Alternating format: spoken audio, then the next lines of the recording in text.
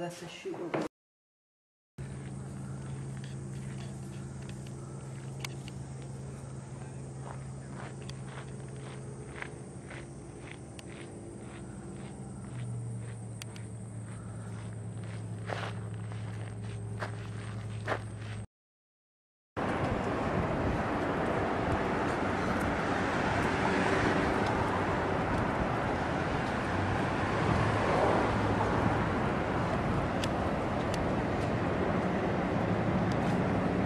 And then you cross over the U.S. and Canada and people wave to each other.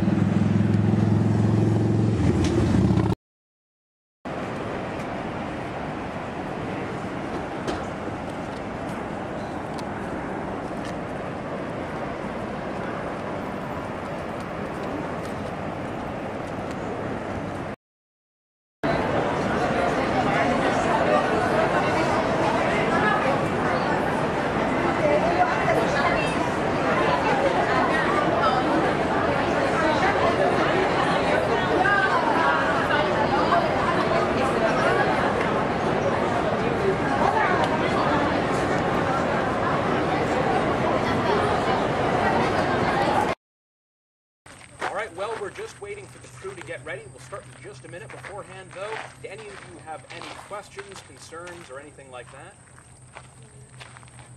Maybe a bad joke. Oh, there you go. Yeah. What size? Step back so I can get size is the cannon?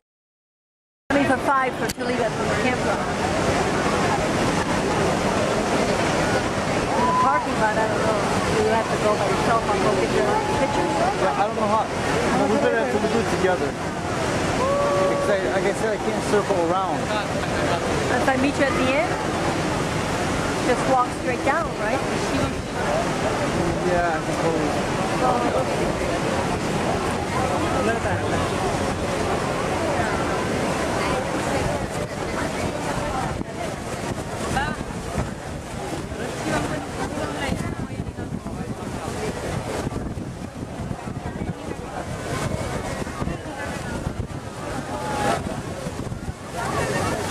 Stopped up there again. Okay.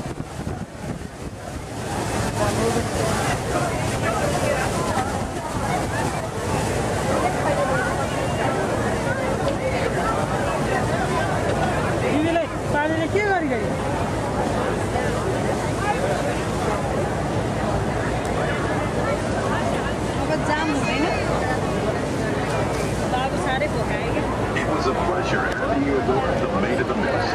We hope you enjoy your stay while visiting Niagara Falls.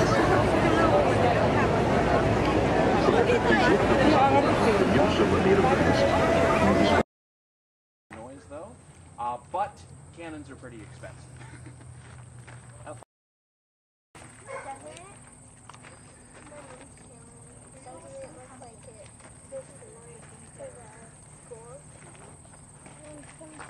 When was the siege of Buffalo relative to the siege of the fort, the burning of Buffalo? The burning of Buffalo took place a better part of a year beforehand. Okay. Siege took place in August and September. The burning of Buffalo was the winter before that. Okay.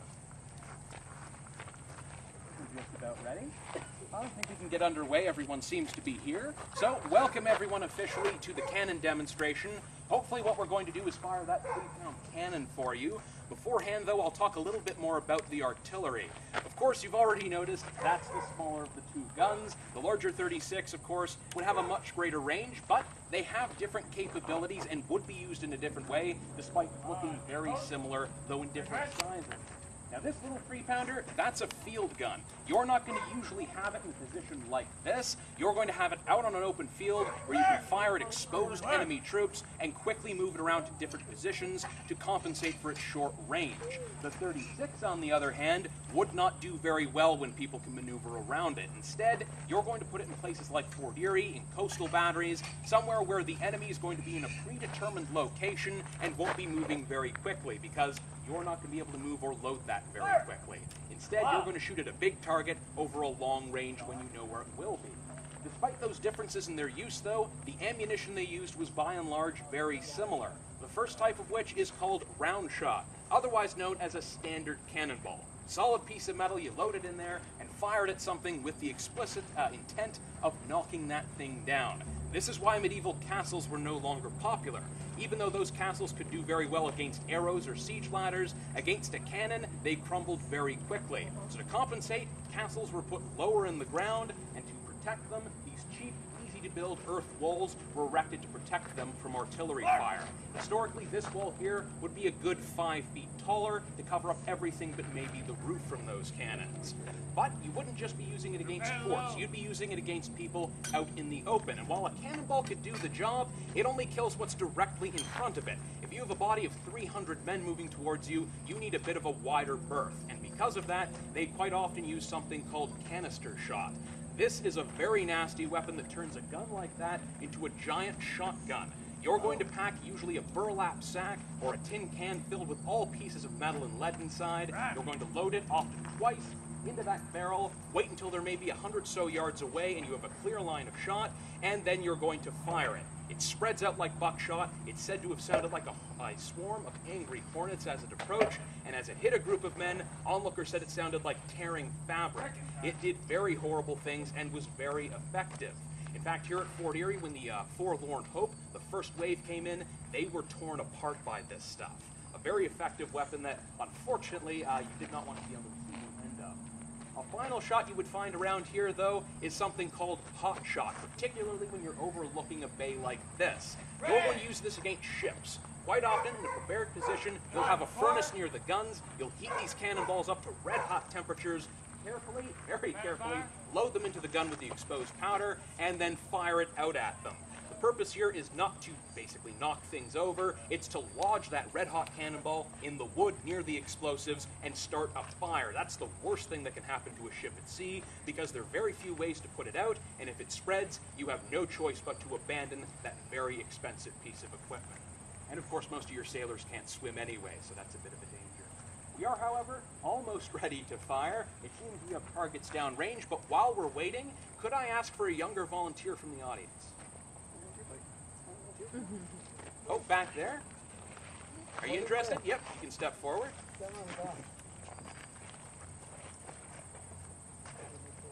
Nobody? Oh, we got one. No problem. What's your name? Tamara. Tamara? Yeah. Would you like to be an officer today? Do I get a salary from that? You do. You might even get ice cream out of it. It's a very simple job. What I want you to do is, because I'm not even a proper soldier, they won't respect me, but they'll respect someone with a loud voice. So I want you to yell fire at them as loud as you can when I point to you. Pretty simple. If you do it loud enough, they'll respond quite quickly. If not, they might not fire it, and we'll have to have a flogging demonstration. You want to see that? A whipping? No? Maybe? No? All right, you're going to be well liked in that case. I will warn everybody, though, this is a real gun. Real gunpowder will make a fairly loud noise. If you don't like loud noises, plugging up your ears isn't a bad idea. But if you want to get a shot with your camera, the best time to hit your trigger is when Andrew, there in the green, touches the end of that stick to the end of the gun. Hopefully, that's when everything will go off. And it seems we still have targets downrange. Someone's very eager to catch them.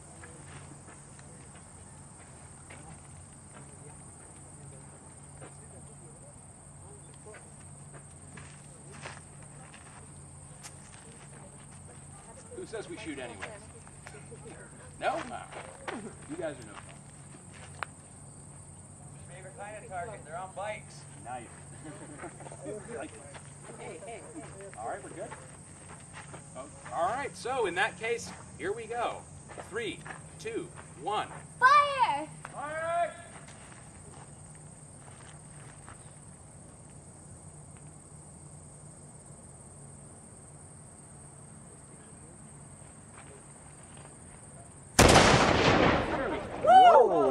All right, nice job. Round of applause for our officer.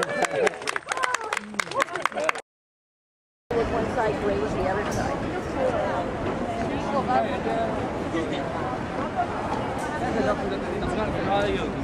These are changing 15 years. Yeah. As always. Not for resale.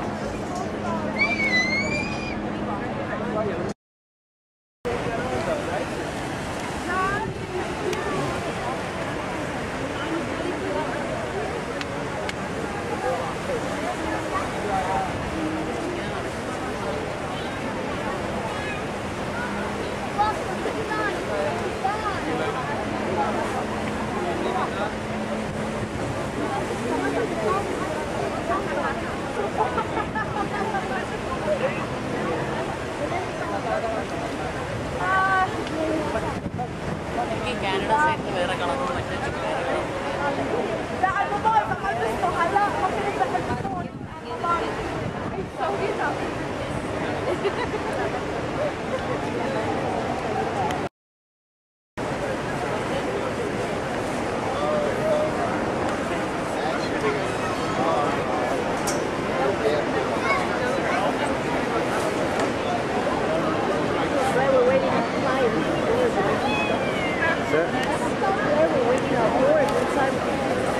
Like this indoor come to?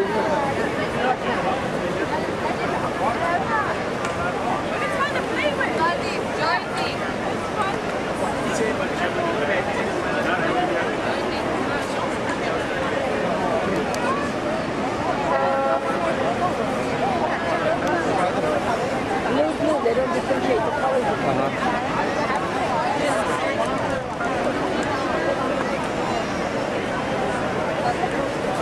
Oh, it is a long wait.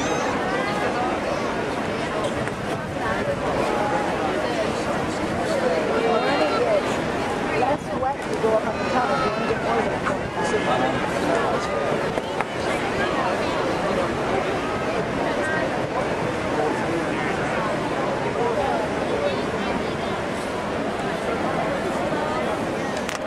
Okay, maybe they got Canada here, US, maybe back there they have US.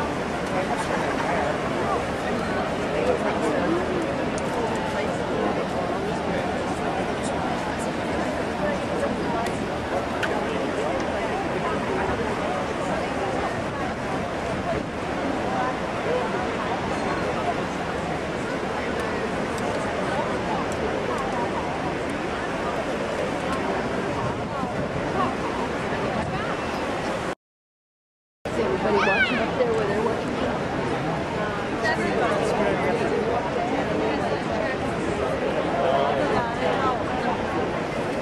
You see U.S. flag up there, Noah. You see Canada right here. Right up there, Canada. Okay, where's U.S. on the other side?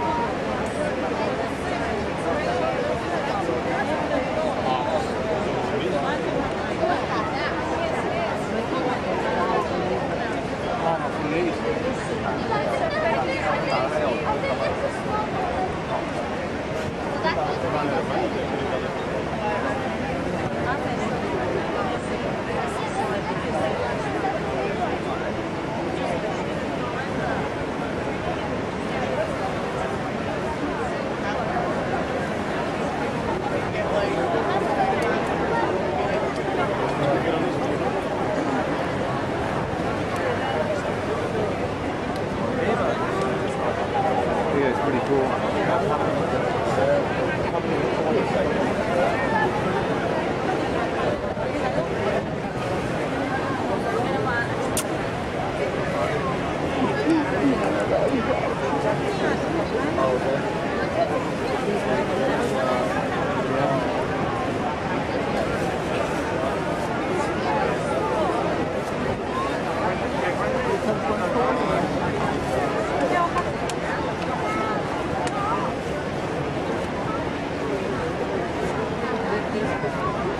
Oh, there's the U.S. flag right there. I see it. One front.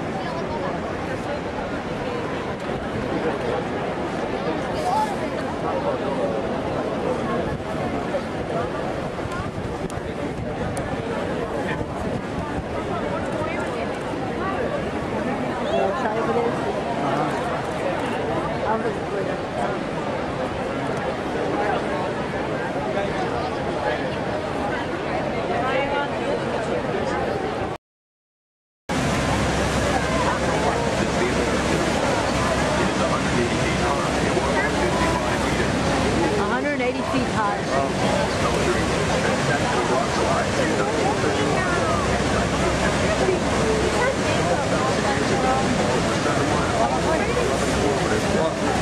miles wasn't common down the river. 10,000 years ago.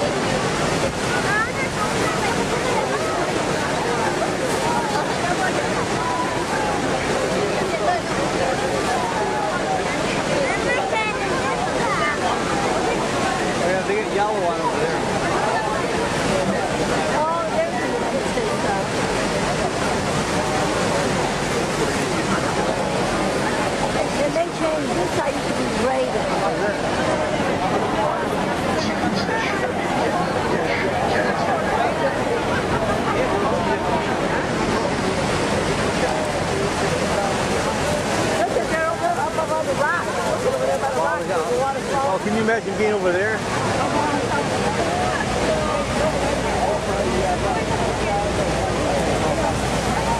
Walking through that. Yeah, that is... You're going to go right into the water over there. Yeah? Yeah, you want your head wet. You don't put it on if you don't want your hair wet. You're going to go right through that double hole. You ain't going to be able to see it from over this.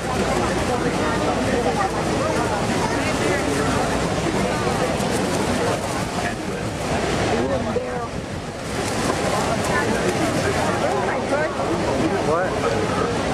My hood?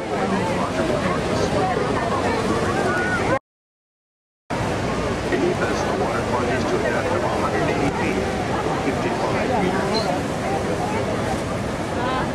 The water that flows over the falls comes from 4 of the 5 Great Lakes. Where are the 5 Great Lakes from? Ontario. And right into the Atlantic Ocean. Just to the right of the falls is the journey behind the falls. Nous approchons des chutes canadiennes, ou les chutes par la cheval. Ces chutes sont 52 mètres ou 170 pieds en hauteur, avec une longueur de 760 mètres ou de 2500 pieds. C'est ici que les cascadeurs sont venus chercher leur réputation. La première, en 1901, fut la maîtresse d'école Annie Taylor, dont la France âgée de 43 ans quand elle comprit les chutes renfermées dans un dôme de bois. En effet, elle en avait 63. En 1960, un incident presque incroyable eut lieu. Roger Woodward, âgé de 7 ans, Right through the midst of it. Watch it. Careful with your camera. et une piston de sauvetage. Look at that, how awesome that is. It goes. This time, you'll fall through on both sides and you walk go right around the ship. The boat. À l'extrême gauche des chutes de Cheval, nous traversons la frontière internationale entre le Canada et les États-Unis.